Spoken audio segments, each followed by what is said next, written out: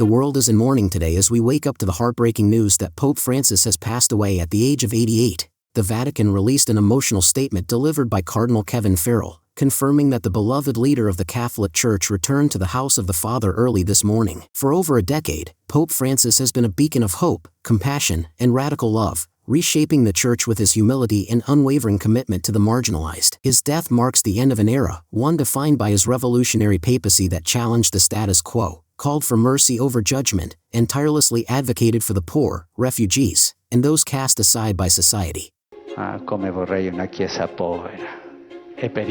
From the moment he stepped onto the balcony of St. Peter's Basilica in 2013 as the first Jesuit pope and the first from the Americas, it was clear Francis would be different. He chose the name Francis in honor of St. Francis of Assisi, the patron saint of the poor, and lived up to that legacy every single day. He washed the feet of prisoners, embraced the sick, and shattered Vatican protocol by driving a modest car, living in a simple guest house, and even paying his hotel bills. His papacy was marked by historic reforms, calling for a more inclusive church, addressing the clergy abuse crisis head-on, and bridging divides with other faiths. He wasn't just a spiritual leader, he was a global moral voice, speaking out on climate change, economic inequality, and the horrors of war. As the Catholic Church and the world grieve, tributes are pouring in from every corner of the globe. Leaders, believers, and even those who didn't share his faith are reflecting on how his message of love and mercy transcended religion. Social media is flooded with memories of his warmth, his playful interactions with children, his heartfelt apologies for the Church's failures, and his powerful, off-the-cuff homilies that felt like a personal conversation with each listener.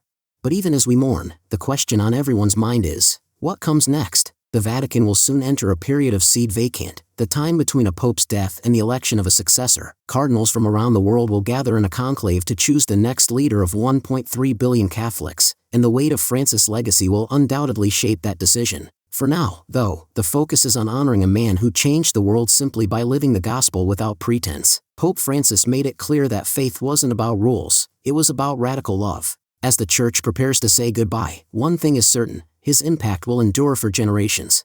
So today, we don't just mourn a pope, we mourn a shepherd who walked among his flock, a prophet who spoke truth to power, and a humble servant who showed us all what it truly means to follow Christ. Rest in peace, Pope Francis, your work here was a gift to us all. L'obiettivo della Chiesa sarà dunque quello di ascoltare, tutelare, proteggere e curare